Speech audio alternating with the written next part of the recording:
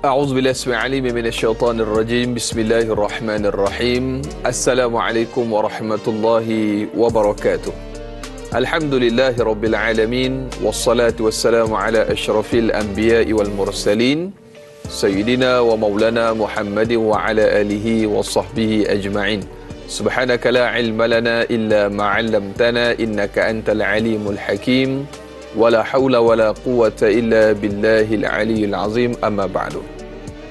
Para penonton, ibu-ibu, ayah-ayah bakal penghuni syurga Allah Subhanahu wa taala.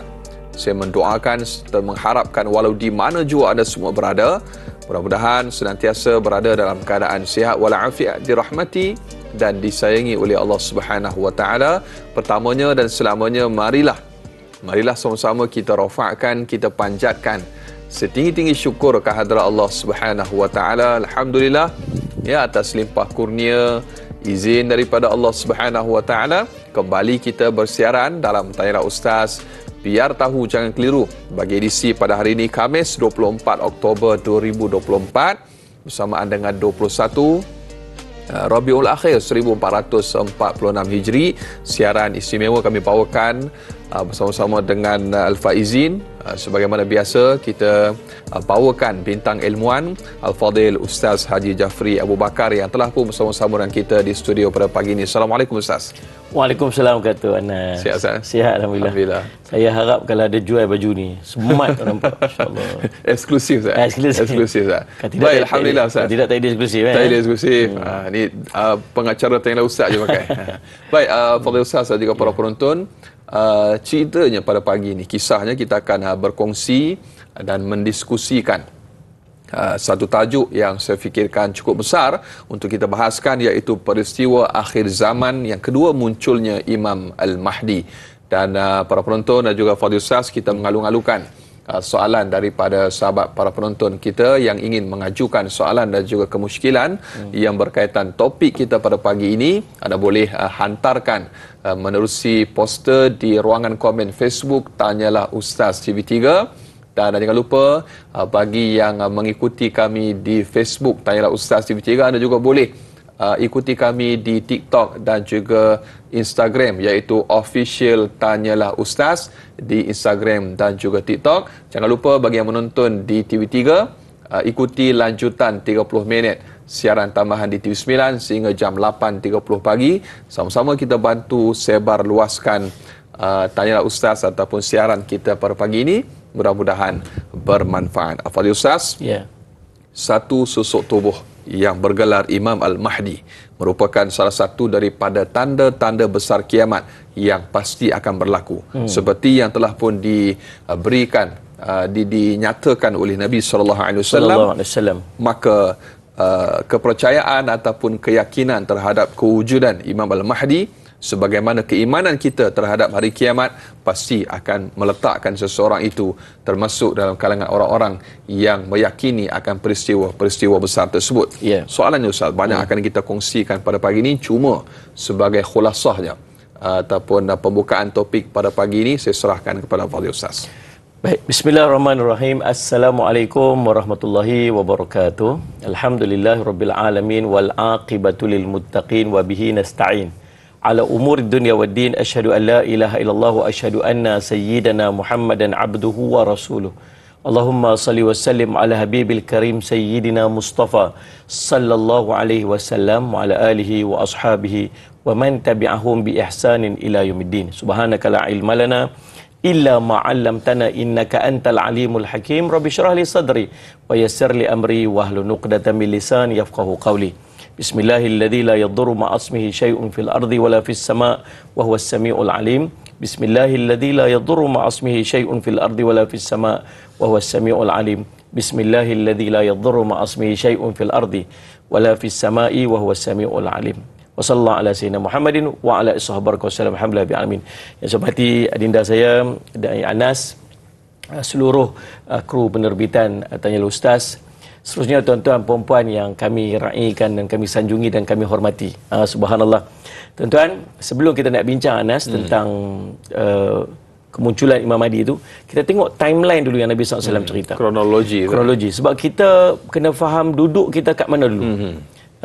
Dan baru kita boleh rasa adakah Imam Mahdi ni ataupun tanda-tanda yang berlaku ini merupakan, Allahumma salli Muhammad, tanda yang kita akan hadapi, yang kita akan nampak. Subhanallah. Jadi tuan-tuan, kita tengok. Kita tengok hadis riwayat daripada Imam Ahmad dan Imam Al-Baihaqi rahimahullah taala daripada An-Nu'man bin Bashir daripada Huzaifah radhiyallahu anhu. Kata Nabi SAW, takun an-nubuwah fikum ma syaa Allah an takuna thumma yarfa'uha idza syaa an yarfa'aha. Kata Nabi, ada zaman kenabian di tengah-tengah kamu, zaman an-nubuwah. Dia ada selama Allah mengkehendakinya, kemudian Allah mengangkatnya apabila dia berkehendak untuk mengangkatnya. Fasa yang pertama Nabi SAW sebut fasa an-nubuwah. Zaman ni zaman para sahabat bersama dengan Nabi SAW. So kita tak ada zaman ni. Confirm kita tak ada. Kemudian pindah pada zaman yang kedua. Kata Nabi, thumma takun khilafatun ala minhaj an-nubuwah. Satu sistem khilafah, pemerintahan, berdasarkan atas jalan kenabian ataupun sistem kenabian. Sallallahu alaihi Muhammad. Ini ulama sebut zaman disebut sebagai khulafa ar-rasyidin. Khulafa ar-rasyidin al-mahdiyyin. Khulafa ni ada cuma 4. Imam Sayyidina Abu Bakar, Sayyidina Umar, Sayyidina Osman dan Sayyidina Ali. Kemudian Nabi SAW sebut dalam sebuah riwayat yang lain 30 tahun. So kalau 30 tahun sampai 4 khalifah ini 29 tahun 6 bulan. Jadi ulama memasukkan pemerintahan Sayyidina Allahumma salli Muhammad Al-Hasan bin Ali bin Abi Talib radhiyallahu anhuma, sallallahu Muhammad, cucu Nabi sallallahu alaihi wasallam, 6 bulan pemerintahan sebelum pemerintahan itu diserahkan kepada Sayyidina Muawiyah radhiyallahu anhu. So selesai peringkat yang kedua, juga kita tidak ada pada zaman ni. Masuk pada zaman yang ketiga, kata Nabi sallallahu alaihi wasallam, thumma takun mulkan adan, mulkan adan, sallallahu Muhammad, iaitulah zaman kerajaan yang menggigit. Zaman ini Allahumma salli Muhammad, zaman Sayyidina Muhammad menggigit, ini dua maksud kata ulama yang mensyarahkan hadis ni. Yang pertama, menggigit dengan maksud sistem pemerintahan itu dia tak mau lepas. Kalau dulu sebelumnya pemerintahan diangkat daripada orang yang bertakwa, daripada kalangan Sayyidina Muhammad, di syura dipilih orang itu, tetapi selepas daripada itu dia dah tak tukar jadi khilafah dah. Disebut sebagai mulkan, muluk kerajaan, pewarisan. Jadi disebut diwariskan kepada anak, kepada cucu sebagainya. Kemudian berubah lagi Sayyidina Muhammad, dan start pada zaman Muawiyah radhiyallahu anhu. Subhanallah. Dan kemudian zaman ini akan habis dengan habisnya kerajaan Islam yang terakhir. Jadi ulama duk bahas kira-kira sebagainya. Kemungkinan, saya cuma pendapat ulama mengatakan bahawa dia berakhir dengan tumbangnya kerajaan Islam yang terakhir, Osmaniyah Turki 1924. So habis, kita pun tak ada zaman tu. 100 tahun dah genap. 100 tahun genap. Dari 2024 dah 100 tahun genap. Masuk pada berikutnya, iaitulah kerajaan Nabi SAW sebut thumma takunu mulkan jabriyatan. Masuk kepada zaman, kemudian berubah zaman itu kepada zaman jabariyatan, maksudnya kerajaan yang memaksa. Kerajaan memaksa. Dan tempoh ini berlangsung berapa lama? So jadi fasa pertama tadi nubuah kita tak ada, zaman khulafa ar-rasyidin kita tak ada, yang ketiganya zaman mulkan Adhan pun kita tak ada, yang ketiga ni jabriyatan ni dia akan berakhir dengan masuknya fasa yang kelima. Fasa yang kelima kata Nabi SAW, thumma takunu khilafatun ala minhaj an-nubuwah. Masuk balik seperti zaman khalifah atas jalan kenabian. Bunyinya macam yang kedua tadi ni. Subhanallah, bunyinya macam yang kedua tadi ni. Waktu ni kata Nabi sallallahu, kata ulama, zaman indah, zaman cantik, Islam jadi syumul macam zaman khulafa ar-rasyidin ni. Dan pada waktu inilah kata Nabi sallallahu alaihi wasallam, waktu inilah dimaksudkan Nabi sallallahu alaihi wasallam kata ulama, zaman pemerintahan Imam Al-Mahdi dan Nabi Isa alaihi salam, di mana waktu tu keadaan akan jadi indah, cantik dan sebagainya. Jadi persoalan dia, kalau fasa ketiga tadi ni mulkan Adhan, kerajaan yang menggigit tadi kita tak ada, dan fasa yang kelima ini maksudnya Imam Mahdi dan Nabi Isa dah memerintah. Maksudnya pada fasa yang keempat inilah akan berlaku peralihan daripada tanda-tanda kecil kiamat kepada tanda-tanda besar kiamat. Boleh tak? Sebab bila Imam Mahdi dan Nabi Isa dah memerintah, maksudnya proses pertemuan dengan Dajjal telah pun berlaku. Dajjal telah terbunuh. baru Nabi Isa dengan Imam Mahdi memerintah. Ya'juj Ma'juj telah pun habis, barulah Nabi Isa dan Imam Mahdi memerintah. Jadi tanda-tanda besar kiamat ni dah lalu dah. Subhanallah semua. Maka tuan-tuan, daripada kesimpulan kita boleh nampak daripada timeline ni menunjukkan bahawa memang kita berada pada satu fasa yang memungkinkan kita untuk menyaksikan benda-benda ini.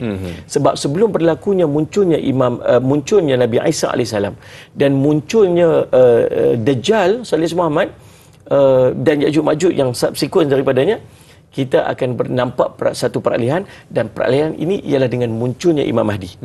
Sempurna semua tanda-tanda kecil kiamat, muncul Imam Mahdi. Selepas Imam Mahdi muncul ini akan berlaku rentetan-rentetan yang disebut sebagai tanda-tanda besar kiamat.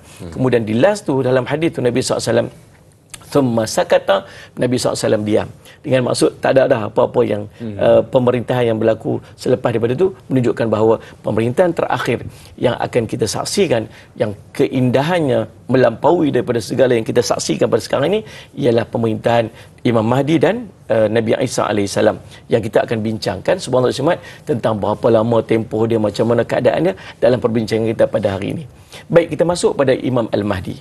Imam Al-Mahdi ini tuan-tuan, subhanallah, dia satu figure manusia yang sangat hebat, yang kita yakini akan kemunculannya berdasarkan kepada hadis-hadis yang mutawatir, juga ada hadis-hadis yang dhaif, dan juga bahkan wujudnya hadis-hadis yang palsu berkaitan dengan Imam Al-Mahdi. Namun banyaknya hadis-hadis ini menyokong di antara satu sama yang lain, yang menunjukkan bahawa Imam Mahdi pasti akan muncul di akhir zaman, dan dia merupakan seorang penyelamat sallallahu alaihi Muhammad yang diutuskan oleh Allah Subhanahu Wa Taala di akhir zaman untuk menegakkan keadilan dan keamanan. Pada waktu nanti bila dia muncul itu, subhanallah, Imam Mahdi muncul, keadaan sangat huru-hara, keadaan masyarakat sangat rosak, sistem dunia ini sangat teruk dengan peperangan yang berlaku, dengan bala bencana yang berlaku. Kemudian bila dia muncul, selepas daripada itu keadaan dunia akan jadi aman dan tenang. Subhanallah. Maka dialah menjadi, dia panggil apa, kick off, the kick start dia nak berlakunya Sayyid Muhammad, tanda besar kiamat yang akhirnya dia akan jadi drop dan akan jadi cantik selepas daripada itu. Itu keyakinan kita, akidah Ahlussunnah wal Jamaah tentang kehadiran Imam Al-Mahdi. Bahkan Al-Mahdi itu sendiri bukan nama dia. Kalau sebut imam itu imam, kita faham, jadi ketua Sayyid Muhammad. Dan Al-Mahdi itu sallallahu alaihi Muhammad adalah isim maf'ul daripada kata hudiya ataupun al-huda sallallahu alaihi Muhammad, iaitulah yang disebut sebagai ar-rasyad, yang bermaksud sebagai petunjuk, kebenaran, jalan yang lurus. Subhanallah. Jadi maksudnya ini adalah seorang imam yang telah diberi petunjuk oleh Allah SWT yang akan membimbing umat di akhir zaman. Jadi tuan-tuan, Allahumma salli ala Muhammad, maka ada di antara hadisnya Nabi SAW menyebutkan, Allahumma salli ala Muhammad, la tadhhabud dunya hatta yamlikal araba rajulun min ahlil baiti yuwati'u ismuhu ismi, atau kama qala Rasul sallallahu alaihi wasallam. Nabi kata apa? Dunia tidak akan berlalu pergi sehinggalah bahasa Arab dikuasai oleh seorang lelaki daripada kalangan ahlul baitku yang namanya bersamaan dengan namaku. Subhanallah. Itu kata Nabi sallallahu alaihi wasallam, dan kita akan bincangkan tentang ciri-ciri dia, tanda kemunculan dia, peranan dia, dan apa yang akan dilalui oleh Imam Mahdi, bahkan apa peranan kita sebagai umat manusia di akhir zaman apabila kita mendengar tentang Imam Mahdi ini. Kita akan bincang dalam perbincangan kita pada hari ini, insya-Allah. Insya-Allah. Imamul Mahdi merupakan seorang pemimpin yang membawa cahaya menyingkap kegelapan petunjuk yang memimpin umat manusia menuju kepada jalan kebenaran dan keadilan. Banyak lagi akan kita bahaskan untuk tajuk kita pada pagi ini. Kita nak berjeda seketika. Terus kekal bersama-sama Tahira Ustaz, biar tahu jangan keliru.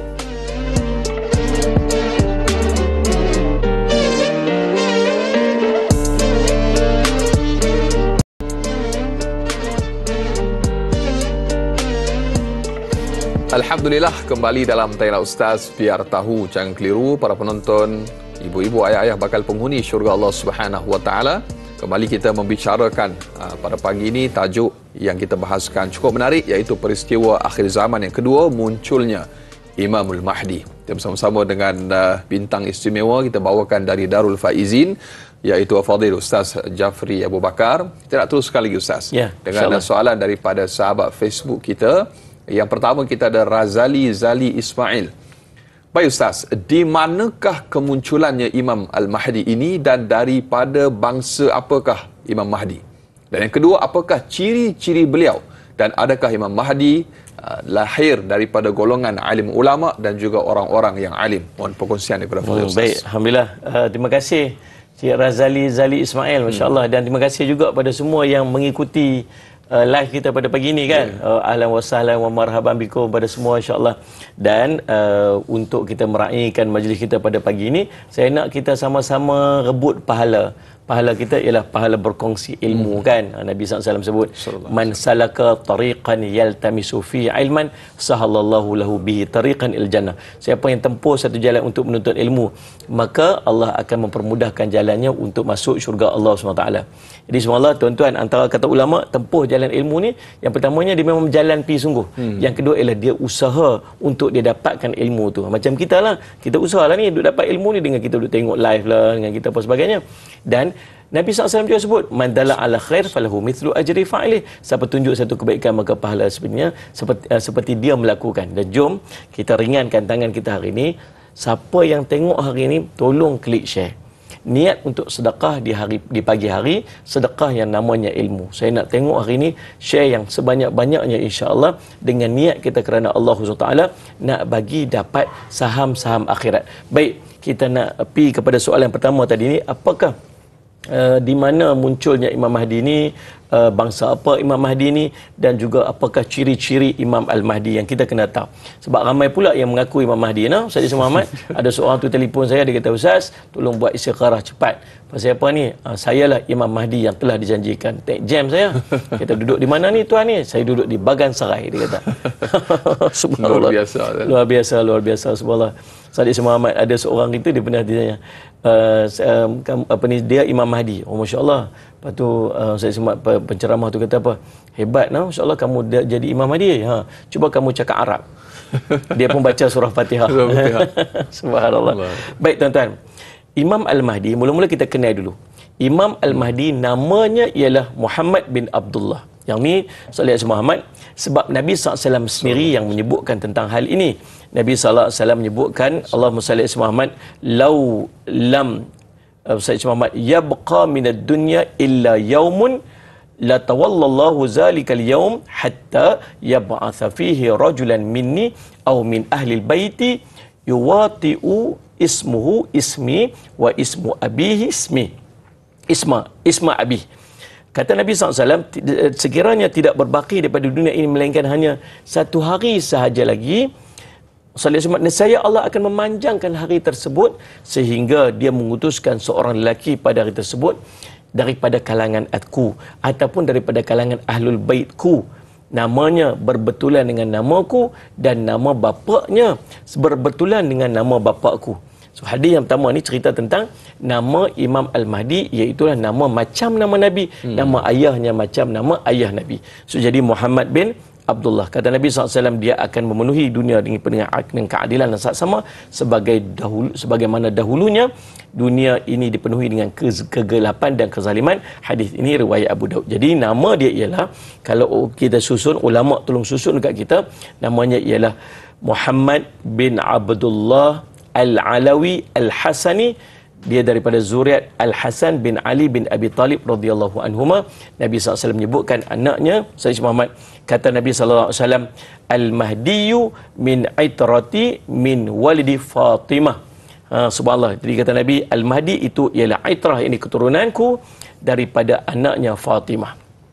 Baik, daripada mana tempat kelahiran Imam Mahdi? Imam Mahdi ini muncul kat mana? Bagan Serai ke? Salih Muhammad daripada Talib kan, daripada mana? Jadi ulama berbahas, ulama berbeza pendapat tentang di manakah tempat kelahiran Imam Mahdi sebenarnya. Ada beberapa pendapat. Dalam kitab At-Tazkirah, Imam Al-Qurtubi menyebutkan bahawa tempat kelahiran Imam Mahdi ialah di Maghrib, negara Maghrib. Sebahagian pula berpendapat bahawa Imam Mahdi dilahirkan di Andalus. Sebahagian pula berpendapat bahawa Salih Muhammad diriwayatkan daripada Abu Nuaim daripada Hamad bin Ali bin Abi Talib radhiyallahu anhuma bahawa Al-Mahdi dilahirkan di Madinah, dan ini adalah pendapat yang paling kuat dan paling tepat. Ustaz Muhammad dan Imam Al-Mahdi, kita kena ingat yang pertama tadi, dia namanya Muhammad bin Abdullah. Yang kedua, dia keturunan Nabi SAW di Ahlul Bait. Di Ahlul Bait sebab turun daripada Nabi SAW melalui jalur Fatimah radhiyallahu anha, melalui cucu Nabi SAW Al-Hasan. Kemudian Allah Sayyid Muhammad, dan dia merupakan Sayyid Muhammad, dia merupakan keturunan Nabi SAW. Macam mana sifat kepribadian dia untuk tuan-tuan kenal?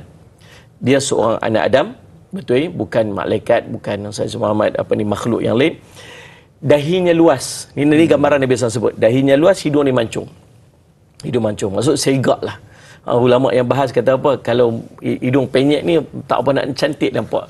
Kita terasa bila sebut begitu pasal hidung kita tak apa nak tinggi. Tapi itulah sifat Imam Mahdi, hidungnya mancung, sedikit bengkok dekat tengah ni. Dia timbul dekat tulang tengah ni. Sayyid Muhammad dahinya luas. Kedua-dua matanya seolah-olah bercelak. Wajahnya bercahaya seakan-akan bintang yang bersinar.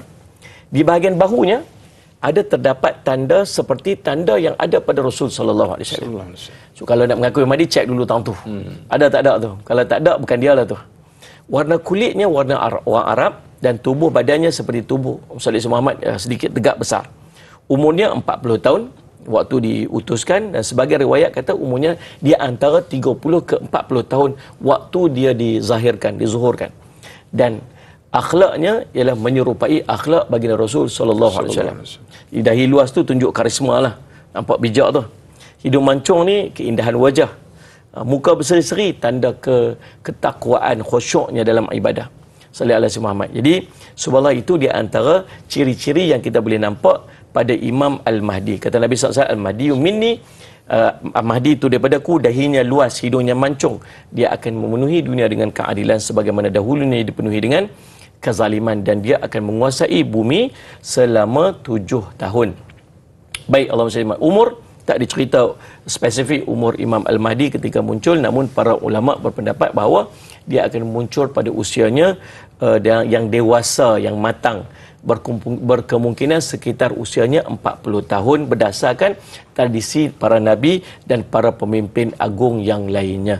Itu ciri-ciri Imam Al-Mahdi Salih Muhammad yang kita boleh faham, dan mudah-mudahan terjawab persoalan yang ditimbulkan oleh Encik Sayyid Muhammad Ghazali tadi ni, insya-Allah. Insya-Allah, mudah-mudahan. Baik, Fadil Ustaz, kita nak teruskan lagi dengan soalan juga daripada sahabat Facebook kita, Mas Ripah Nur Jama'in.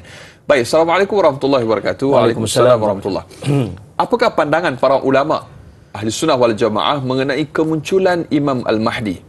Adakah mempercayainya merupakan tanda kita beriman terhadap hari kiamat?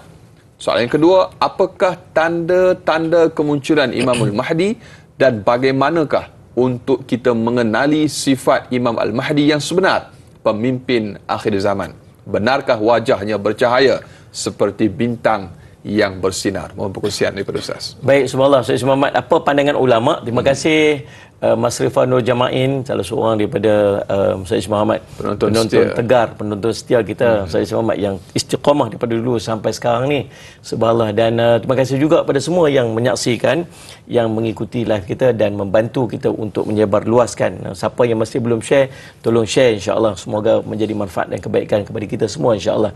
Baik, pendapat Ahlus Sunnah wal Jamaah, tidak ada khilaf tentang sesama alim ulama berkaitan kemunculan Imam Al-Mahdi. So kita berpegang dengan pendapat-pendapat alim ulama yang muktabar, Salih Muhammad. Jadi ulama kata kami tidak ada khilaf, para ulama tidak ada khilaf tentang kemunculan Imam Al-Mahdi, maka kita berpeganglah dengan pendapat alim ulama tersebut. Tak payahlah duduk mandai-mandai, kita hanya bukan reti Salih Muhammad, maka kita hanya memadai dengan kita berpegang dengan pendapat ulama. Akidah mereka sama dan bertepatan dengan hadis-hadis Nabi sallallahu alaihi wasallam yang sahih yang telah kita nyatakan.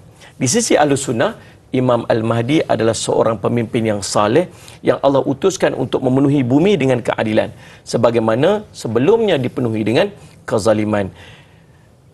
Imam Al-Mahdi akan menjadi seorang mujaddid untuk agama ini ketika dia diutuskan. Berkata Al-Alama Ibn Khaldun, ketahuilah bahawa pendapat yang masyhur di sisi umat Islam keseluruhannya bahawa tidak akan zahir nanti di akhir zaman kemunculan seorang lelaki daripada kalangan ahlul bait yang akan menguatkan agama, menzahirkan keadilan dan akan diikuti oleh kaum muslimin seluruhnya, dan dia akan menguasai di atas kerajaan-kerajaan Islam. Dia dinamakan Al-Mahdi, sebagaimana Isa datang selepasnya dan membunuh Dajjal, dan Nabi Isa turun bersama-samanya lalu dia membantunya untuk membunuh Dajjal, dan Nabi Isa menjadi makmum kepada Imam Al-Mahdi semasa solatnya. Itu yang disebutkan oleh ulama tentang Allahumma salli Muhammad, Imam Al-Mahdi, yang kita tak perlu nak bahas lagi sebab kita dah faham bahawa keputusan ulama itu berdasarkan kepada perbincangan dan dalil-dalil yang kuat tentang kelahiran ataupun kezuhuran Imam Al-Mahdi. Baik, Allahumma salli tuan-tuan, apa yang akan berlaku ketika munculnya Imam Mahdi? Soalan yang berikutnya. Tuan-tuan dengar ni elok. Waktu Imam Al-Mahdi muncul, waktu tu berlaku kezaliman dan penindasan yang begitu besar. Masyarakat waktu tu berada dalam krisis yang sangat besar, termasuk konflik-konflik dan peperangan-peperangan. Waktu tu dunia dipenuhi dengan kezaliman dan berlaku banyak peperangan. Subhanallah. Dan waktu tu tuan-tuan, subhanallah, Nabi SAW sebut tentang satu spesifik cerita dalam hadis riwayat Ibnu Majah dan Al-Hakim dalam kitab Mustadraknya, dan ulama menyebutkan bahawa hadis ini sahih dengan syarat Syaikhan ni. Saya cuma dua syarat Imam Al-Bukhari dan Imam Muslim. Baik, apa yang berlaku? Hadis ini cerita daripada Thauban radhiyallahu anhu. Nabi SAW sebut ada 3 orang khalifah yang akan saling membunuh-bunuh di antara mereka di sisi simpanan ataupun di sisi khazanah.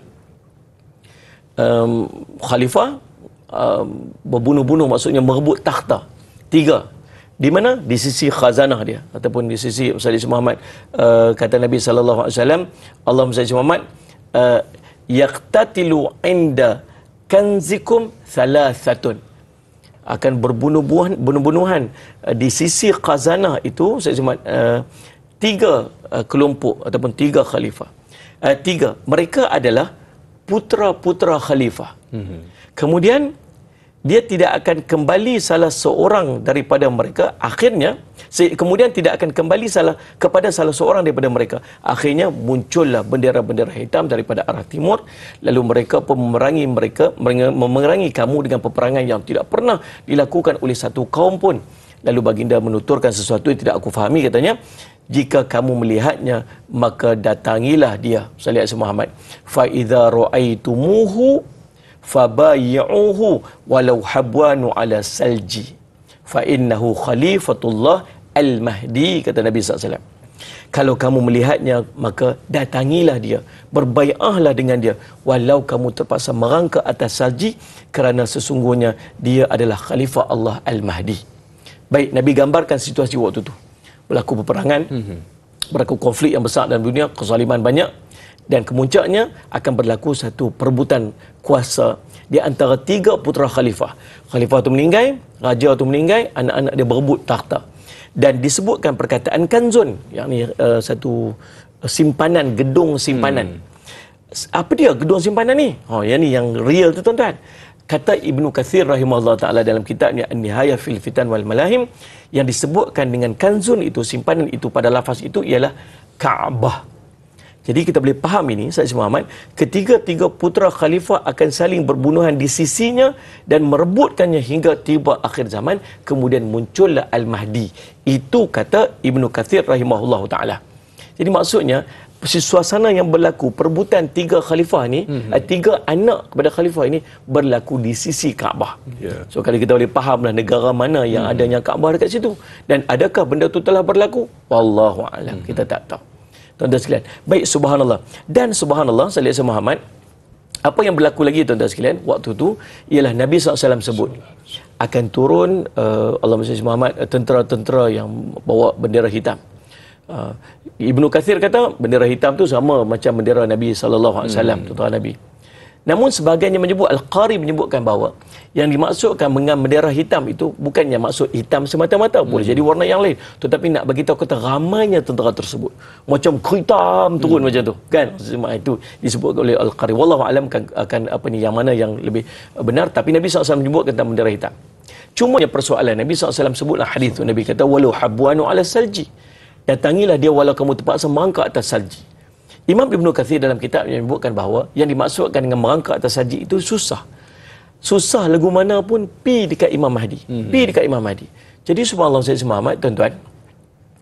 Cumanya persoalan yang kita duk fikir, kalau nak cerita susah kepada orang Arab waktu tu, lebih baik cerita merangkak atas padang pasir.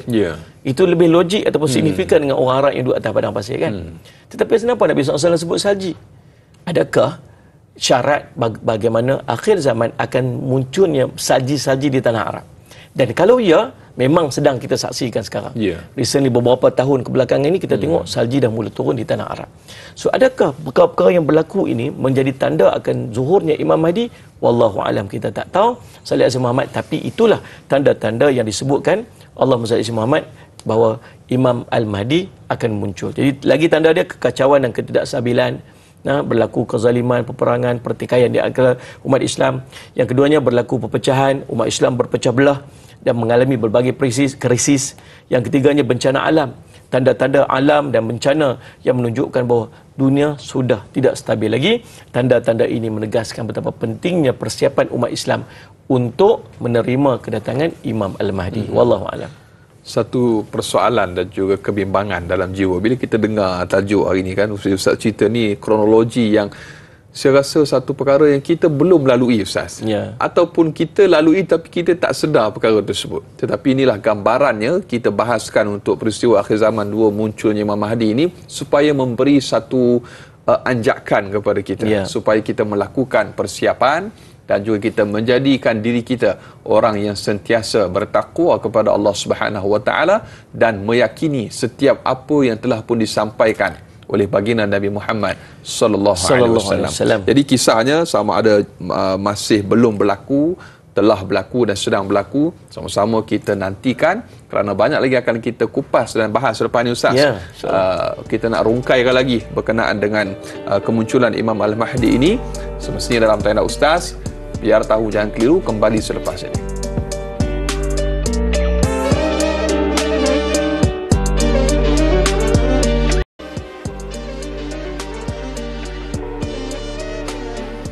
Alhamdulillah, kembali dalam Tanya Ustaz. Biar tahu jangan keliru. Para penonton, ibu-ibu, ayah-ayah bakal penghuni syurga Allah Subhanahu wa taala, masak delima di tengah laman, rimbun pohon di tepi perigi. Imam Al-Mahdi, petunjuk zaman, datangnya membawa nur ilahi. Jadi alhamdulillah kita masih lagi pada membicarakan topik pada pagi ini, peristiwa akhir zaman yang kedua, munculnya Imam Al-Mahdi. Bersama-sama dengan bintang ilmuwan kita bawakan dari Darul Faizin, iaitu Al-Fadhil Ustaz Haji Jafri Abu Bakar, untuk kita teruskan lagi Al-Fadhil Ustaz.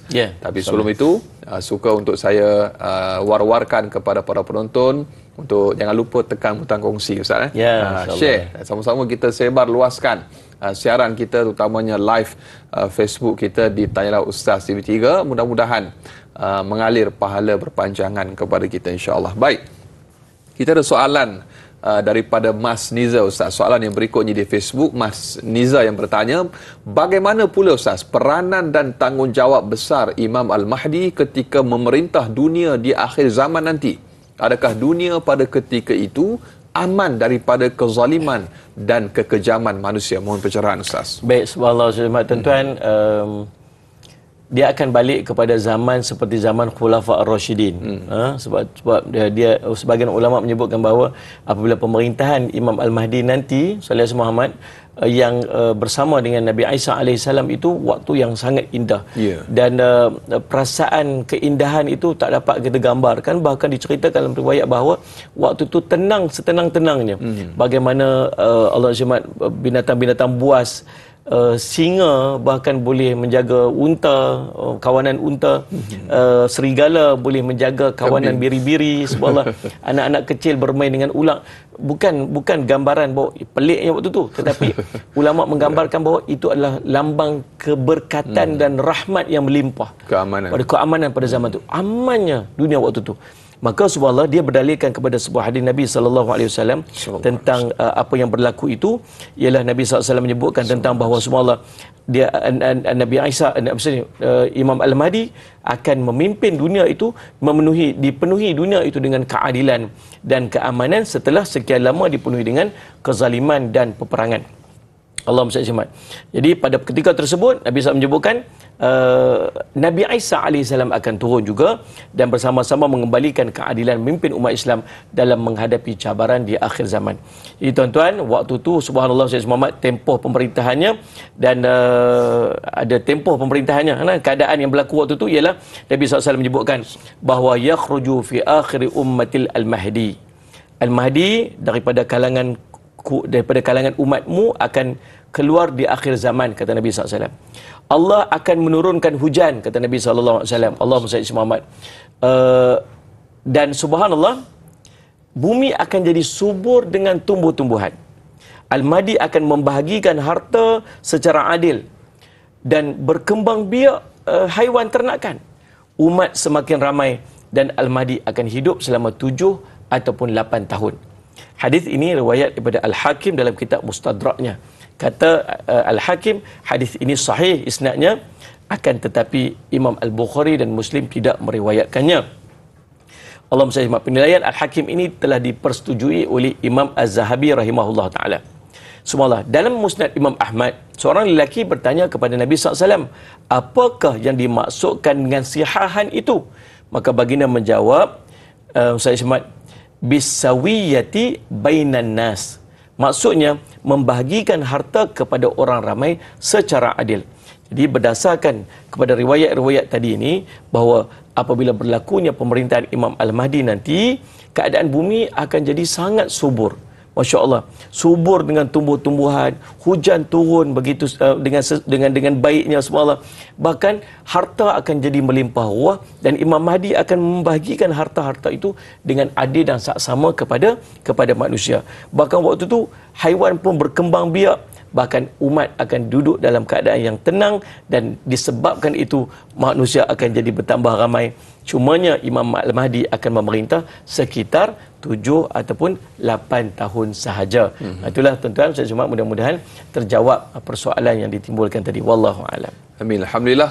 Kita raikan lagi soalan Fadil Ustaz daripada Sahziatul Sidik di Facebook. Ustaz, bagaimanakah peranan Imam Al-Mahdi ketika turunnya Nabi Isa AS? Apakah mereka akan bersama-sama saling membantu ketika di akhir zaman nanti? Mohon pandangan Ustaz. Dan soalan yang kedua, kita tambah sikit Ustaz, soalan.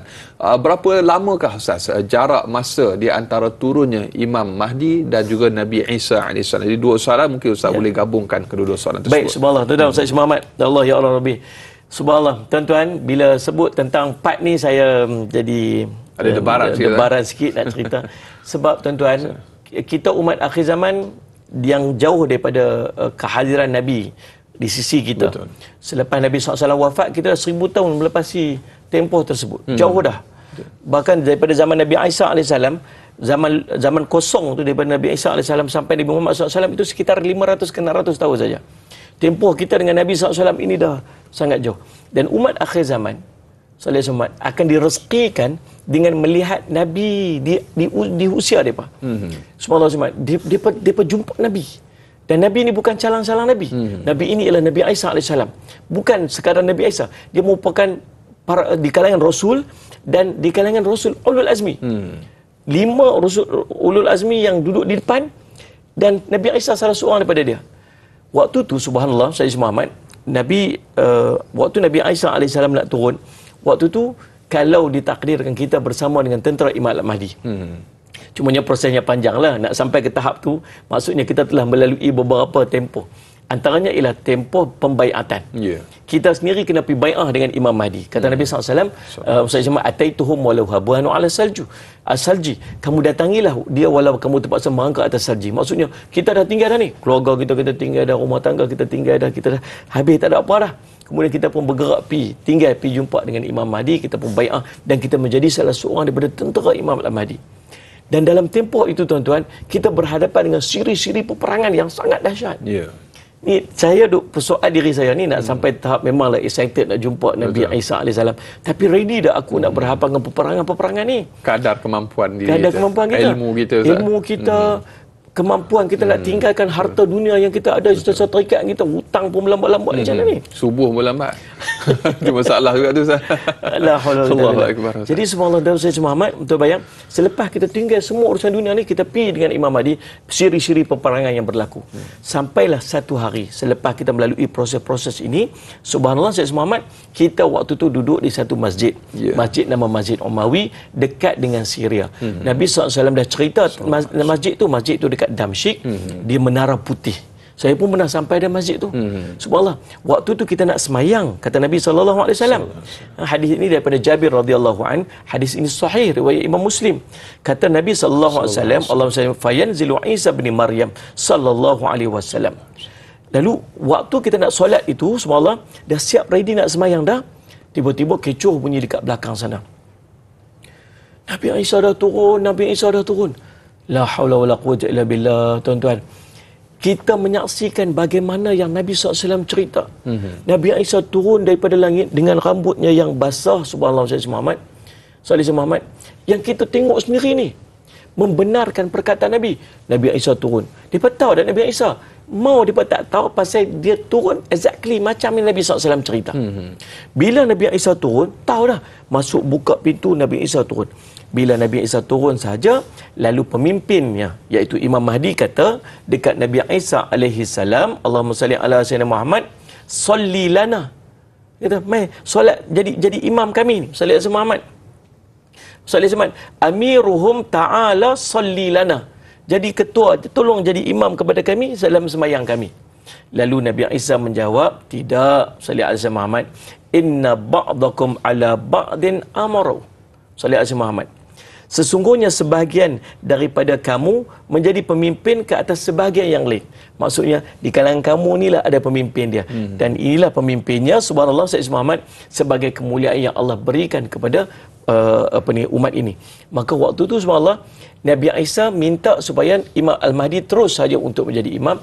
Kata ulama dengan maksud bahawa walaupun Nabi Isa turun di akhir zaman, dia tidak membawa syariatnya sendiri, tetapi dia duduk di bawah syariatnya Nabi Muhammad sallallahu alaihi wasallam.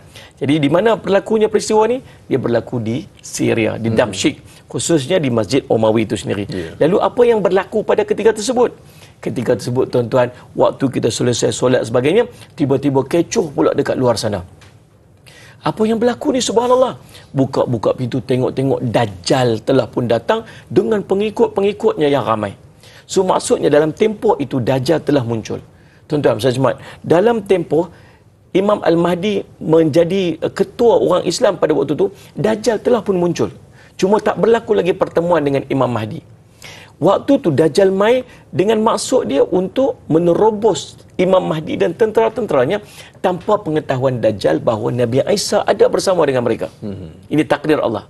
Lalu bila nampak saja Dajjal sampai dengan 70,000 pengikutnya, Nabi Isa pun keluar. Bila Nabi Isa keluar saja, subhanallah, dia nampak Dajjal nampak Nabi Isa, waktu itu tubuh Dajjal mencair macam mana garam kena air, kata Nabi SAW.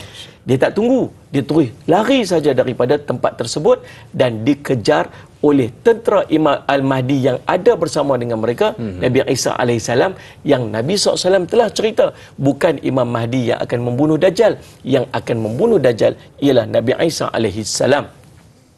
Lalu berlakulah, tuan-tuan sekalian, Allah Sayyid Muhammad mengejar tentera Dajjal ini sehingga membawa mereka ke Palestin. Daripada Syria pergi ke Palestin dekat satu tempat namanya Lut.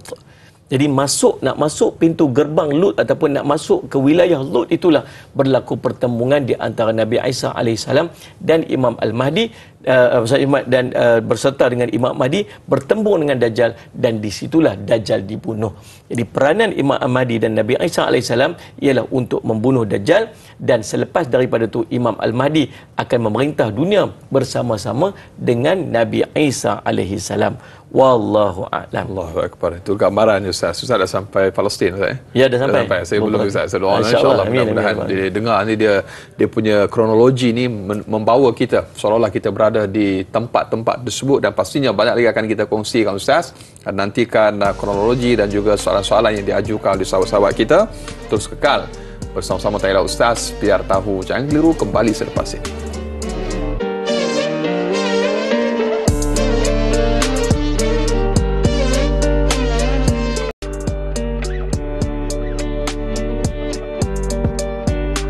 Alhamdulillah, kumpulan pendidikan Darul Faizin dah 13 tahun menyemai bakti kepada masyarakat dan semuanya takkan terhasil tanpa sokongan dan dukungan dari semua yang telah menyumbangkan doa, wang ringgit, bahkan keringat kepada Darul Faizin semenjak daripada awal. Seiring peredaran zaman, Darul Faizin kini makin berkembang. Masjid yang tersergam kini perlukan kepada penambahbaikan sesuai dengan permintaan untuk pengajian yang makin bertambah daripada kalangan para pelajar tahfiz bahkan warga emas. Keperluan jua untuk bangunan asrama pelajar perempuan, bangunan pejabat, rumah warga emas dan berbagai fasiliti yang lain. Tak dilupakan, ianya juga diperlukan untuk menampung pembiayaan pelajar. Kerana selama ini kami menyediakan pengajian secara percuma. Doa kami yang terbaik kepada semua yang telah menyokong dan mendukung. Semoga kebaikan tercurah di dunia hingga akhirat.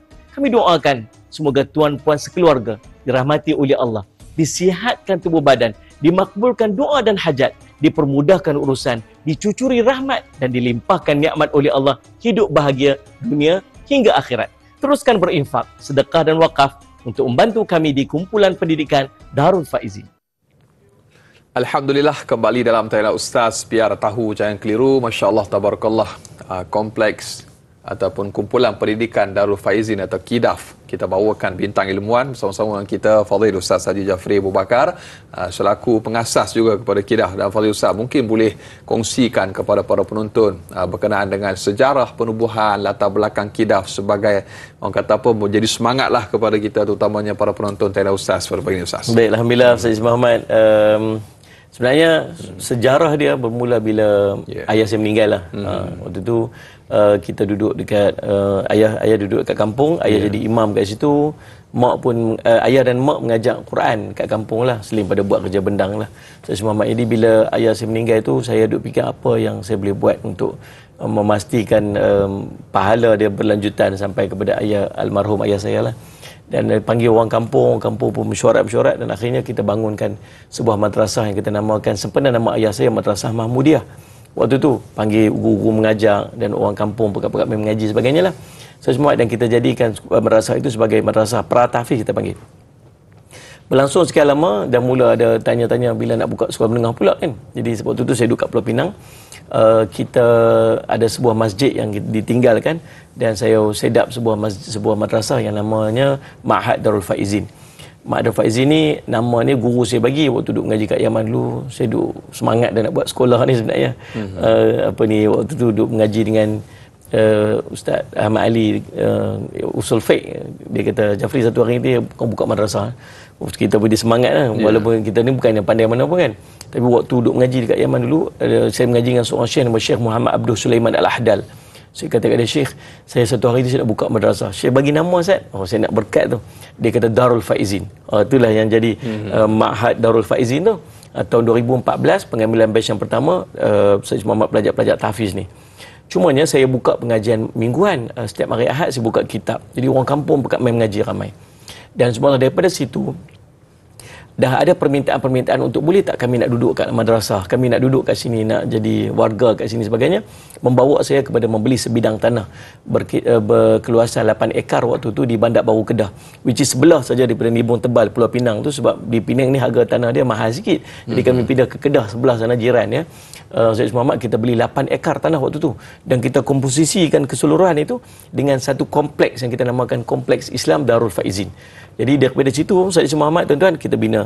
Saya waktu tu idea dia anak saya nak balik macam zaman Nabi SAW, nak jadikan masjid ni sebagai center point dia.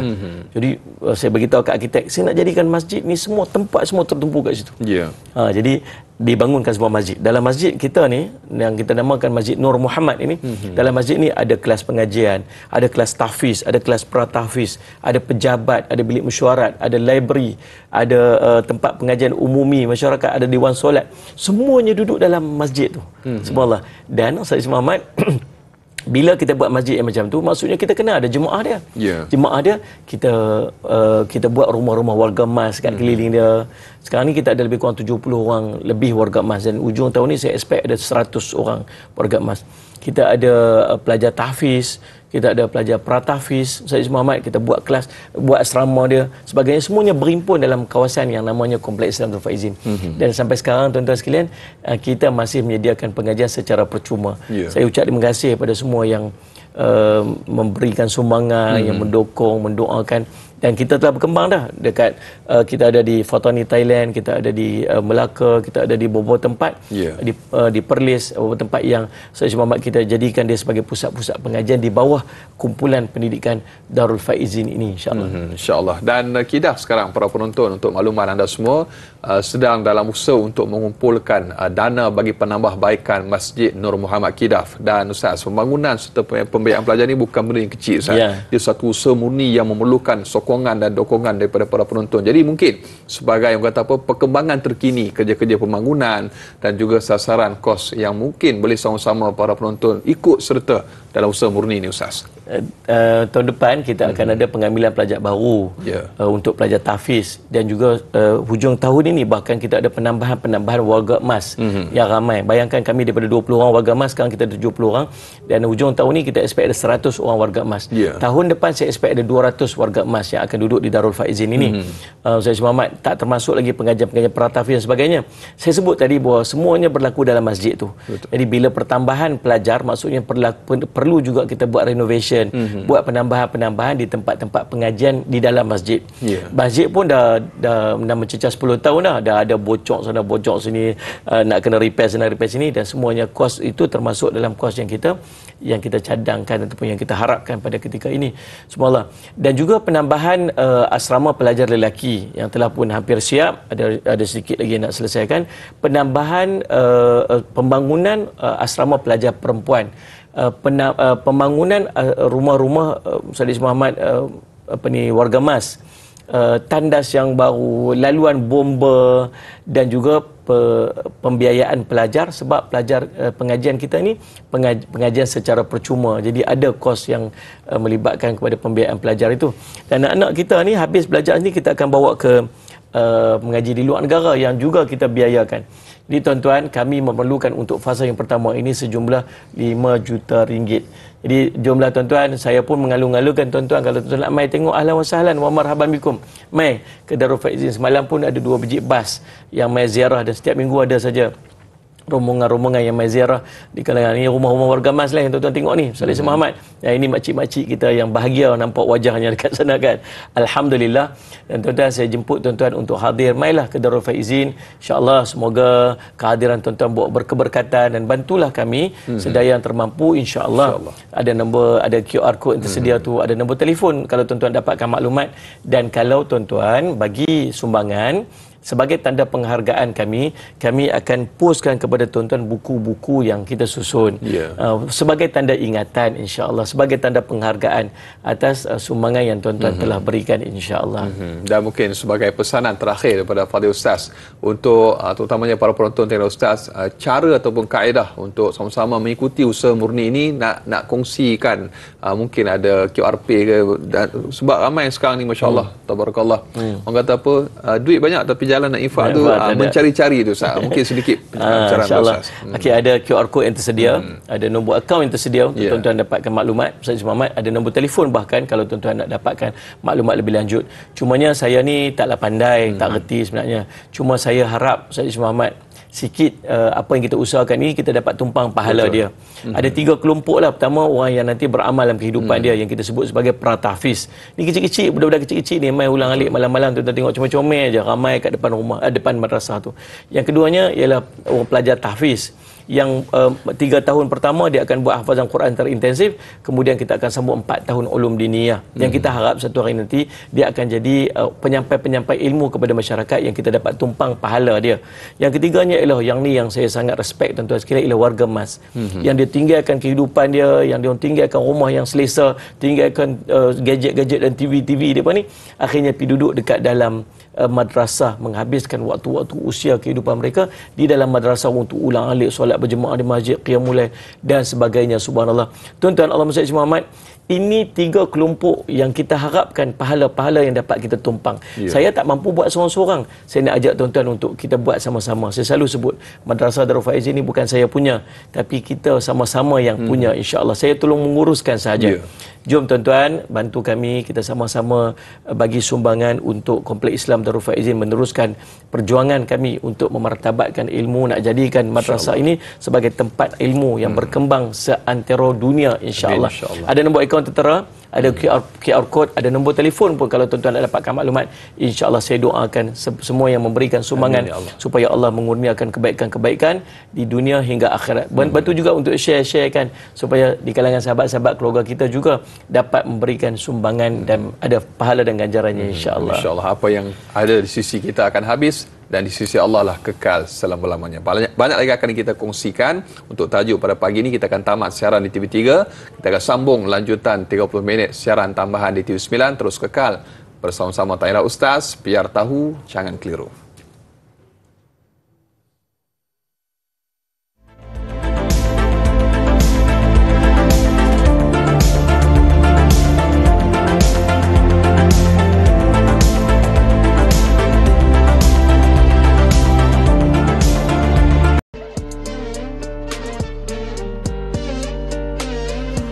Alhamdulillah, terima kasih dan terima kasih para penonton, ibu-ibu, ayah-ayah bakal penghuni syurga Allah Subhanahu wa taala. Kembali kita dalam Tahira Ustaz, biar tahu jangan keliru, lanjutan 30 minit siaran tambahan di TV9. Kita masih lagi pada membicarakan, membahaskan peristiwa akhir zaman yang kedua munculnya Imam Al-Mahdi. Dan kita bersama-sama dengan bintang ilmuwan kita bawakan dari Darul Faizin, iaitu Al-Fadhil Ustaz Haji Jafri Abu Bakar. Dan Al-Fadhil Ustaz, bila sebut tentang siaran kita pada pagi ini tak lengkap tanpa sokongan dan dokongan para penonton kita. Ada yang dah tekan share ataupun butang kongsi. Jadi kita nak minta lagi, mungkin boleh lagi teruskan perkongsian tersebut, hantar dalam grup WhatsApp, hantar dalam grup Telegram dan sebagainya, supaya ramai lagi yang dapat mengambil manfaat daripada live kita pada pagi ini, Fadhil Ustaz. Ya, betul tu. Setuju Ustaz? Setuju. Sebab panjang lagi cerita kita sebenarnya ni. Panjang lagi. Banyak lagi. Baik Ustaz, kita ada soalan ke Ustaz? Habis sebut panjang soalan ni, ada soalan yang walaupun tak panjang tetapi kronologinya Ustaz dah cerita tadi, mungkin ada tambahan daripada Fadhil Ustaz, datangnya daripada Intan Zurina Abdul Razak. Baik Ustaz, adakah isu pengakuan sebagai Imam Mahdi berlaku hanya di Malaysia saja atau ianya berlaku juga di negara-negara Islam yang lain? Dan yang kedua Ustaz, akhir zaman ini kita sangat berhati-hati dengan semua berita yang kita terima. Bagaimanakah nanti kita akan mengetahui bahawa yang muncul itu benar-benar Imam Al-Mahdi yang tulen? Fadhil Ustaz. Terima kasih Intan Zurina Abdul Razak atas soalan yang sangat baik ni. Dan terima kasih juga semua yang masih istiqamah bersama dengan kita menonton sampai ke waktu ni. Salis Muhammad, dia kata dah habis dah kat TV3 ni, habis dah, tak habis lagi. Kita masih sambung di TV9 dan juga masih bersiaran di Facebook, insya-Allah. Dan bantu kami untuk sebarkan apa yang kita saksikan sekarang ni. Dan tuan-tuan, Allah Subhanahu klaim tentang Imam Al-Mahdi ini lama dah. Lama dah Ustaz Muhammad. Bahkan antara yang tercatat berlaku pada tahun 259 Hijrah, Ustaz Muhammad, sekitar 1000 tahun lepas lah. Sekarang ni dah 144 kan Ustaz Muhammad. Dulu ni 259 Hijrah, Ubaidillah bin Maimun Al-Qaddah, Sayyid Muhammad meninggal pada tahun 322 Hijrah, yang datuknya seorang Yahudi yang disembahkan kepada keluarga Majusi, dinisbahkan secara palsu dan jahat bahawa mereka adalah keturunan Rasul sallallahu alaihi wasallam. Mereka adalah pembesar Rafidah Al-Qarmitah Al-Batiniyah yang memusuhi Islam, dan tetapi dia berselindung di sebalik penisbahan kepada keluarga Nabi sallallahu alaihi wasallam. Sayyid Muhammad ni di antara yang terawal yang mengaku Imam Mahdi. Ada lagi Sayyid Muhammad bin Tumat yang lahir pada tahun 485 Hijrah, meninggal pada 524 Hijrah. Seorang munafik, lelaki munafik lagi pembohong. Dia membuat dakwaan jahat lagi dusta bahawa dirinya adalah Al-Mahdi Al-Muntadhar, dan dia seorang yang sangat zalim. Dan rentetan orang yang mengaku Sayyid Muhammad Imam Mahdi ini dia akan berlanjutan sehinggalah muncul Imam Mahdi yang sebenar. Kan? Sayyid Muhammad itu tak mustahil. Yang perempuan pun ada mengaku Imam Mahdi. Lelaki kita tak heran. Lelaki tak heran sangat. Yang perempuan pun mengaku Imam Mahdi. Ada yang percaya tak? Dia percaya. Tuan-tuan kena ingat yang pertama, Imam Mahdi sendiri tak mengaku dia Imam Mahdi. Waktu berlaku proses pembaiatan Imam Al-Mahdi, dia melarikan dirinya, Sayyid Muhammad, daripada Mekah waktu dia berjumpa dengan sekumpulan alim ulama yang mengenali dia sebagai Imam Mahdi. Dalam sebuah Ustaz Muhammad perbincangan, ada 7 ulama yang telah membuat keputusan. Dalam ramai-ramai ulama tu ada 7 ulama yang telah membuat keputusan inilah Imam Mahdi yang sebenar. Dibincang-bincangkan, memang confirm inilah Imam Mahdi yang sebenar. Waktu dia berjumpa dengan lelaki yang namanya Muhammad bin Abdullah ni, bila kata kamulah Imam Mahdi, dia kata no, bukanlah aku. Bukan aku. Dia tak mengaku. Dia nafikan. Kalau yang mengaku kata Imam Mahdi ini memang pelik lah. Sebab Imam Mahdi sendiri pun dia tak mengaku Imam Mahdi. Bahkan dia melarikan diri daripada Mekah pergi ke Madinah. Dan diikut oleh kelompok ini. Sampai di Madinah dipujuk-pujuk lagi. Dan akhirnya dibawa balik ke Mekah. Dan proses pembaiatan ini berlaku di kawasan Masjidil Haram, di antara Sallallahu Alaihi Muhammad Hajar Aswad dengan Maqam Ibrahim. Kalau kita nak faham itu, tempatnya namanya Multazam. Area tu Sallallahu Alaihi Muhammad, tuan-tuan sekalian. Dan pembaiatan itu berlaku dekat sana pada musim haji. So kalau kesimpulan dia, kalau kita boleh nampak ada orang yang mengaku dia Imam Mahdi, maksudnya tak sesuai macam mana Nabi SAW cerita, bahawa dia sendiri pun tak mengaku dia Imam Al-Mahdi. Dan subhanallah, saya semua tuan-tuan, yang berikutnya subhanallah, saya semua, macam mana kita nak kenal Imam Mahdi yang sebenarnya? Tuan-tuan, kita tak diperintahkan untuk pergi cari Imam Mahdi. Tak nak untuk cari mana dia Imam Mahdi ni, mana Imam Mahdi duduk kalut susah apa semua. Tak, kita tak diperintahkan untuk pergi cari Imam Mahdi. Tetapi bila Imam Mahdi dah muncul, kita kena pergi bai'ah dengan Imam Al-Mahdi. Belum sampai waktu tu, tuan-tuan tenang-tenang. Macam mana kita nak kenal? Kita akan kenal Imam Mahdi yang pertamanya dengan ilmu. Sebab tu kita mengaji hari ni. Tadi dah cerita dah. Namanya siapa? Sayyid Muhammad, keturunannya siapa? Bentuk wajahnya bagaimana? Sayyid Muhammad, akhlaknya bagaimana? Tuan-tuan, Sayyid Muhammad, daripada situ kita dah ada short list dah. Oh, yang ni keturunan Nabi SAW. Kamu Imam Mahdi? Ya, akulah Imam Mahdi. Kamu keturunan siapa? Saya keturunan Banjar. Oh, tak kena. Tak edit. Contohlah Sayyid Muhammad kan. Subhanallah Zaimat. Kemudian yang berikutnya ialah bagaimana Allah cerita Imam Al-Mahdi diubah hanya dalam satu malam. Ini pun menjadi ujian kepada kita. Sebab mungkin waktu tu orang yang paling rapat dengan Imam Mahdi, dialah orang yang akan menolak Imam Mahdi. Pasal apa? Imam Mahdi, Sayyid Muhammad, Allah ubah dia. Allah tukarkan dia dengan maksud Allah ampunkan seluruh dosa-dosanya. Allah mengangkat dia, meletakkan dia sebagai pemimpin akhir zaman hanya dalam satu malam. So bila muncul, dia kata apa? Yang ni Imam Mahdi. Lah ni kawan Facebook aku dulu ni, contohnya kan. Macam tak logik macam tu. So mungkin itulah yang akan berlaku. Kemudian Allah SWT, tuan-tuan, tugas kita ialah untuk kita memperbanyakkan ibadat kita kepada Allah, menumpukan untuk mendekatkan diri kita kepada Allah, supaya Allah akan beri petunjuk kepada kita bila munculnya Imam Mahdi. Waktu ni dekat dengan alim ulama, supaya alim ulama dapat, Ustaz Muhammad, membantu kita untuk kita mengenali Imam Mahdi yang sebenar, insya-Allah. Wallahu a'lam. Alhamdulillah, mudah-mudahan terjawab soalan sahabat kita bertanya. Dan bila sebut tentang pembaiatan dan sebagainya, ini antara kronologi yang pasti akan berlaku, dan Ustaz pun dah sebut bagaimana berlakunya pertumpahan darah, kekalutan pada ketika itu, dan itu hanya gambaran. Kita pun tak boleh bayang lagi bagaimana the real situation, keadaan sebenar pada ketika itu. Baik, cuma yang kita raikan lagi Ustaz, soalan daripada Robi Abu Bakar di Facebook. Ustaz, apakah peranan wanita yang boleh dilakukan apabila munculnya Imam Mahdi, dan sebagai ibu bapa, bagaimanakah caranya untuk kita memberitahu kepada anak-anak kita tentang peristiwa akhir zaman dan munculnya Imam Al-Mahdi? Mohon pencerahan kepada Ustaz. Allah SWT. Tuan-tuan, Nabi SAW menyebutkan bila munculnya Imam Al-Mahdi, ataituhum walau habwan ala salj. Datangilah dia walaupun kamu terpaksa ke atas salji. Ini perintah yang Nabi SAW beri secara umum. Secara umum, maksudnya akan terkait kepada soal kepada sama ada dia lelaki ataupun wanita. Jadi bila munculnya Imam Mahdi, itu kisahnya. Bagaimanakah cara pembaiatannya? Adakah kita akan berbaiat dengan Imam Mahdi secara langsung, atau kita akan berbaiat kepada Imam Mahdi melalui gerakan-gerakan ataupun jemaah-jemaah yang dihantar ke seluruh dunia? Peristiwa itu akan berlaku pada waktu itu, dan kita hanya ikut flow itu. Bagaimanakah peranan wanita pada waktu itu? Kita juga akan menunggu arahan lanjut daripada kepimpinan Imam Al-Mahdi waktu itu, sebab akan berlaku siri-siri peperangan dan pergerakan-pergerakan yang Nabi SAW gambarkan.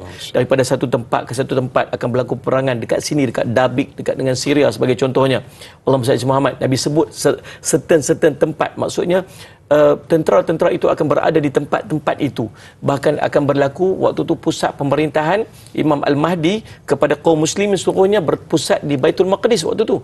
Dan mungkin pada kita sebut, kita dan keluarga kita akan bergerak dan berpindah ke Baitul Maqdis di tempat perhimpunan umat Islam pada waktu itu.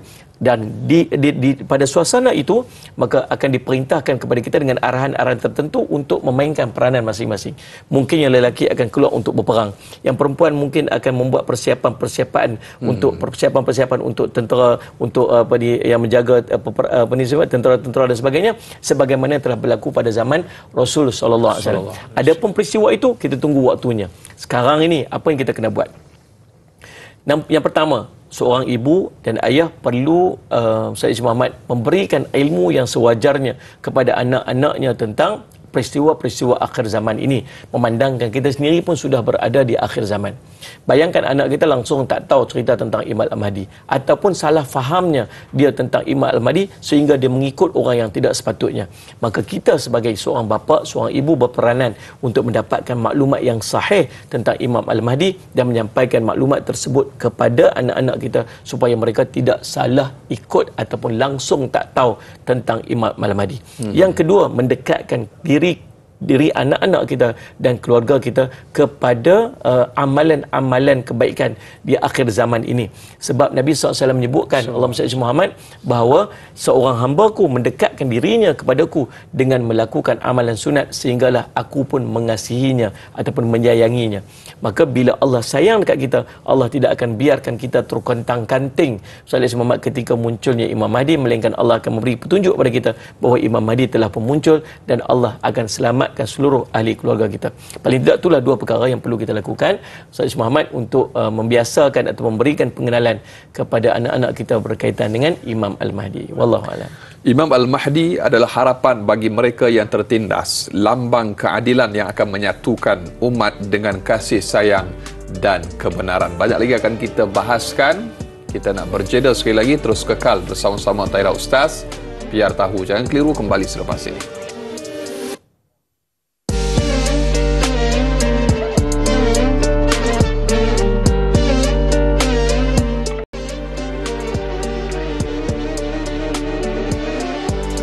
Alhamdulillah, kembali dalam Taira Ustaz, biar tahu jangan keliru.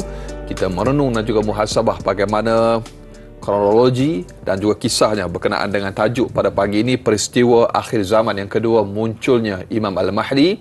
Dan kita bawakan, kita masih lagi bersama-sama dengan bintang ilmuwan kita dari Darul Faizin, Ustaz Haji Jafri Abu Bakar, untuk kita teruskan lagi, Fadil Ustaz.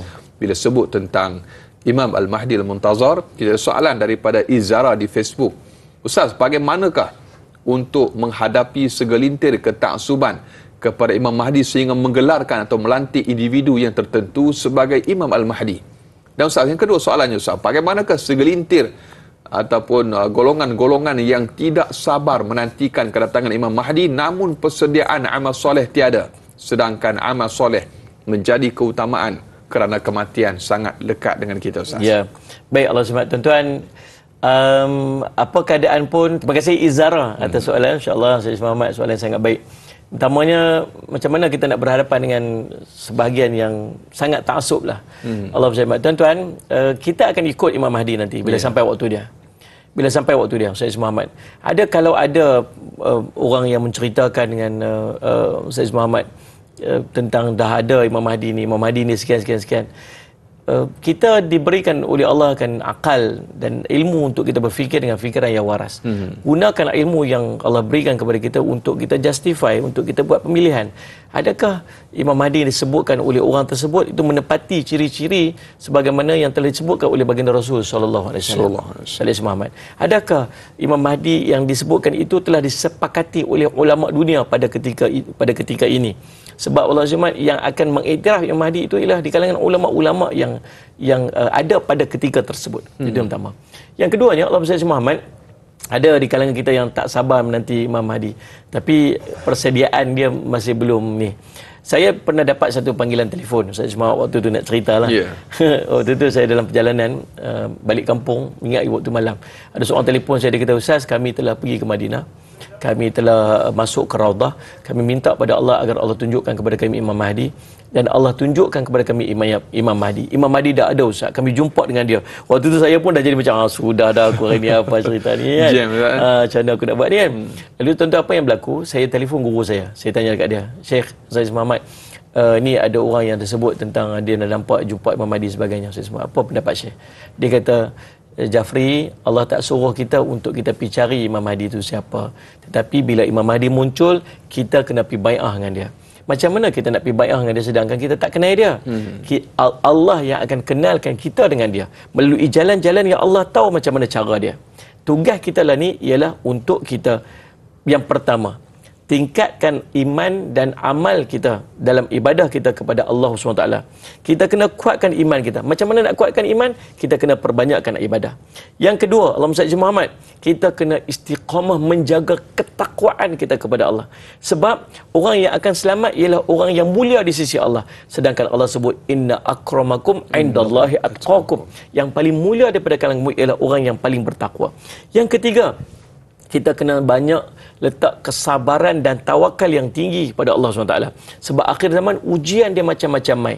Bila ujian macam-macam, tuan-tuan sekalian, kita kena sabar berhadapan dengan ujian-ujian yang mai, namanya fitnah akhir zaman ni, dan kita kena bertawakal, menyerahkan Muhammad keyakinan dan tawakal kita setinggi-tingginya kepada Allah agar Allah menyelamatkan kita di akhir zaman. Yang keempat ialah perbanyakkan doa kepada Allah agar Allah selamatkan kita dengan fitnah-fitnah akhir zaman ini, dan Allah memuliakan kita untuk kita dapat mengenali Imam Al-Mahdi yang sebenar sebagai petunjuk sebagai imam yang telah diberi petunjuk oleh Allah membimbing umat di akhir zaman. Ini 4 perkara yang kita kena buat.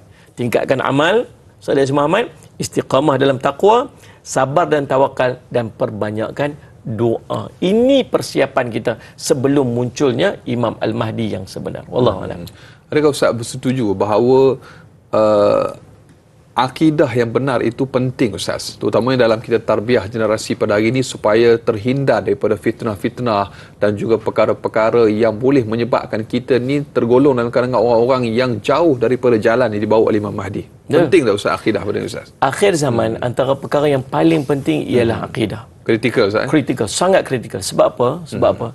Sebab ujian akhir zaman ialah ujian akidah. Ya.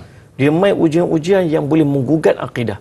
Maka perkara yang paling penting untuk kita tekankan, terapkan kepada anak-anak kita pada waktu ini untuk dia selamat di akhir zaman ialah akidah yang sempurna. Maka pastikan anak-anak kita, bahkan kita sendiri, belajar ilmu-ilmu yang berkaitan dengan akidah supaya kita faham dengan jelas, dan bila ujian-ujian disampai kita akan terselamat.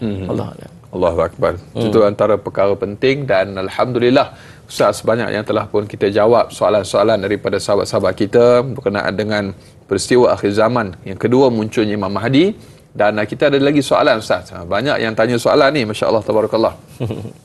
Ana Karnina di Facebook soalannya, bagaimanakah Ustaz untuk membentuk iman agar tidak terlalu mempercayai khabar yang tidak benar tentang kemunculan Imam Al-Mahdi, kerana ada yang berani mengaku bahawa dirinya adalah Imam Al-Mahdi sehingga ramai yang terpedaya dan taksub untuk melihatnya. Ustaz, macam Ustaz sebut tadi lah, yang kumpul duit ramai-ramai pergi Mekah, pergi Madinah nak pergi cari, Ustaz. Sedikit saran, Ustaz. Ada pun yang telefon saya baru ni, dia kata, Syed, kami dah ready, Ustaz. Ready dah. Ready di mana ni? Kami dah nak pergi cari Imam Mahdi. Nak cari kat mana? Kami pun tak tahu nak cari kat mana. Kami tunggu arahan je. Lah, siapa suruh buat macam tu? Subhanallah. Tuan-tuan, terima kasih kepada Ana Karnina yang mengajukan soalan ni. Tuan-tuan, Allahumma salli ala Muhammad. Sebab tu itulah pentingnya ilmu. Dan pasal apa kita pilih tajuk ni pada hari ni, Sallallahu Alaihi Muhammad, supaya kita dapat ilmu, supaya kita kenal paling tidak. Semua orang pun boleh claim Imam Mahdi, Sallallahu Alaihi Muhammad. Ada seorang dia kata dia Imam Mahdi sebab nama dia Mahdi dan dia imam kat kampung tu. Yang tu memang tak boleh nafi. Itu memang imam yang betul, nama dia Imam Mahdi. Tapi Imam Mahdi yang kita bincang ini, Nabi SAW cerita secara detail Sallallahu Alaihi Muhammad tentang karakter dia, tentang watak dia, wajah dia, sifat dia, waktu dia nak muncul, sebagainya. Semua sekuens ini perlu kita hadam supaya kita kenal Imam Mahdi yang sebenar, dan dia akan muncul pada waktu dia. Cumanya kita ni tak mampu nak hazam, nak faham sendiri tentang hadis-hadis yang Nabi SAW cerita. Melainkan kita perlukan kepada bimbingan para ulama. Maka kesimpulan dia tuan-tuan, macam mana kita nak selamat di akhir zaman untuk kita kenal Imam Mahdi yang sebenar, ada dua perkara penting yang tuan-tuan kena ada. Yang pertama, tuan-tuan kena berdamping dengan alim ulama. Duduk dekat alim ulama yang benar supaya kita mendapat maklumat yang jelas tentang Allah Muhammad Imam Al-Mahdi. Kalaulah kita ni cara Allah nak bagi kita kenal Imam Mahdi ialah dengan petunjuk dan hidayah daripada Allah, orang yang paling sesuai dan paling layak menerima petunjuk dan hidayah ialah orang yang paling dekat dengan Allah SWT, iaitulah alim ulama. Maka subhanallah, kita nak tumpang keberkatan dan kelebihan alim ulama tu, kita duduk dekat dengan dia. Nanti sampai waktu dia akan bagi tahu kat kita, dah sampai waktu untuk kita ikut Imam Mahdi. Yang keduanya ialah kita jangan asingkan diri daripada majlis-majlis ilmu. Supaya kita sentiasa mendapat maklumat tentang apa yang sedang berlaku pada ketika itu, dan adakah dia sesuai dengan fitnah-fitnah akhir zaman, supaya kita selamat. Jadi dua kunci ni tuan-tuan, akhir zaman ni sangat penting. Duduk dekat dengan ulama, yang kedua sentiasa istiqamah dalam majlis ilmu supaya kita selamat. Wallahu a'lam. Allahu akbar. Yang berdampingan dengan ulama tu mahal, Ustaz. Allahu akbar. Kerana mereka ni adalah warasatul anbiya, waris para nabi. Baik. Fadil Ustaz, banyak lagi kita nak kongsikan sebenarnya soalan, tetapi masa amat mencemburui kita, Ustaz. Jadi insya-Allah mungkin selepas ni kita akan direzekikan untuk bersama-sama dengan Fadil Ustaz Haji Jafri Abu Bakar lagi. Cumanya Ustaz, sebagai orang kata apa, khulasah keseluruhan dan juga pelan tindakan berkaitan dengan topik yang kita bahaskan pada pagi ini, peristiwa akhir zaman yang kedua, munculnya Imam Al-Mahdi. Saya serahkan kepada Fadil Ustaz untuk pelan tindakan. Allah bersahabat tuan-tuan yang dipersilakan Ustaz Muhammad. Imam Al-Mahdi adalah satu sosok yang akan muncul di akhir zaman. Dan kita dengan akidah Ahlussunnah wal Jamaah, kita mengimani akan peristiwa ini yang akan berlaku. Bilakah peristiwa ini akan berlaku, kita sendiri pun tidak tahu. Soalan semua, bilakah secara tepatnya dia akan berlaku. Cumanya apa yang kita saksikan, suasana yang berlaku di sekitar kita ini menjurus kepada tanda-tanda kemunculannya. Telah pun hadir dekat kita fitnah-fitnah yang telah berlaku, tanda-tanda kecil kiamat yang banyak berselerakkan di hadapan mata-mata kita, menunjukkan bahawa kita perlu dah untuk membuat persiapan dan persediaan untuk berhadapan dengan fitnah-fitnah akhir zaman ini, dan salah satunya ialah penzuhuran Imam Al-Mahdi sallallahu alaihi Muhammad. Cumanya tuan-tuan sekalian, kita tak diperintahkan untuk mencari-cari siapakah Imam Al-Mahdi itu, melainkan kita diperintahkan untuk mempersiapkan diri kita untuk kita berhadapan dengan Sayyidina Muhammad, kehadirannya ataupun ujian-ujian dilaluinya, dengan kita memperbanyakkan ilmu dan memperbanyakkan amal soleh. Jadi apa yang kita kena buat sekarang ini, Sayyidina Muhammad, seperti yang saya sebutkan tadi, saya ulang sedikit lagi, kuatkan ilmu kita dengan kita menghadiri majlis-majlis ilmu. Yang keduanya, Sayyidina Muhammad, kita memperbanyakkan amalan-amalan kita berdasarkan kepada ilmu. Sebab Nabi SAW menyebutkan, tidaklah seorang hamba itu mendekatkan dirinya kepada Allah dengan melakukan amalan-amalan sunat sehinggalah Allah pun mencintainya. Jadi dengan kecintaan Allah kepada kita, dengan kita memperbanyakkan amal-amal kita ini, akan menyebabkan nanti bila zuhurnya Imam Al-Mahdi, kitalah di antara orang yang terawal Allah akan memberi petunjuk dan hidayah untuk mengikuti Imam Mahdi yang sebenar. Yang ketiganya, duduklah, berdampinglah dengan alim ulama yang ada di sekitar kita. Allahumma salli Muhammad, kita ada para mufti yang telah dilantik Sayyidina Muhammad. Kita berada di kalangan ulama yang menyampaikan ilmu di masjid-masjid, dalam kuliah-kuliah mereka. Sayyidina Muhammad sentiasa memperingatkan kita tentang ujian-ujian dan fitnah-fitnah akhir zaman yang akan menyebabkan mudah-mudahan kita akan terselamat di akhir zaman dengan bimbingan para alim ulama. Yang berikutnya, memperbanyakkan doa kita supaya Allah menjauhkan kita daripada fitnah-fitnah akhir zaman dan memberikan kita petunjuk yang sebaiknya. Dan di antara doa yang perlu kita panjatkan ialah Allahumma arina haqqan haqqan warzuqna ittiba'ah wa arina batila batilan warzuqna ijtinabah. Ya Allah, Engkau saya tunjukkanlah yang benar itu benar, dan rezekikan kami untuk mengikuti kebenaran, dan tunjukkanlah yang batil itu batil, dan jauhilah kami daripada kebatilan tersebut. Itu doa yang perlu kita panjatkan di akhir zaman. Mudah-mudahan pertemuan kita jadi manfaat. Minta ampun, minta maaf salah silap. Wallahu a'lam. Alhamdulillah. Dan terakhir kita minta Fadil Ustaz tutup dengan sedikit doa ringkas. Semoga Allah Subhanahu wa taala memberkati kita, Fadil Ustaz. Bismillahirrahmanirrahim. Alhamdulillahirabbil alamin wassalatu wassalamu ala rasulihil amin sayyidina Muhammadin wa ala alihi washabihi ajma'in. Amin Allah. Allahumma faqihna fid din wa 'allimna ta'wil waj'alna min ibadikas salihin wahdinas siratal mustaqim. Allahumma arina haqqan haqqan warzuqna ittiba'ah wa arina batila batilan warzuqna ijtinabah. Wassallallahu ala sayyidina Muhammadin wa ala alihi washabihi wa baraka wasallam. Walhamdulillahirabbil alamin. Amin amin ya rabbal alamin. Alhamdulillah, sekali lagi jazakallah khair kepada Fadil Ustaz Sadi Jafri Abu Bakar. Terima kasih kepada Darul Faizin dan juga seluruh para penonton bakal penghuni syurga Allah Subhanahu wa taala. Ayuh kita tangguh dengan kafaratul majlis dan suratul Asr. Subhanakallahumma wa bihamdika asyhadu an la ilaha illa anta astaghfiruka wa atubu ilaik. Bismillahirrahmanirrahim. والعصر إن الإنسان لفي خسر إلا الذين آمنوا وعملوا الصالحات وتواصوا بالحق وتواصوا بالصبر. Sekian, wabillahi taufiq wa hidayah. Wassalamualaikum warahmatullahi wabarakatuh. Sallu ala Nabi Muhammad. Sallallahu alaihi wasallam.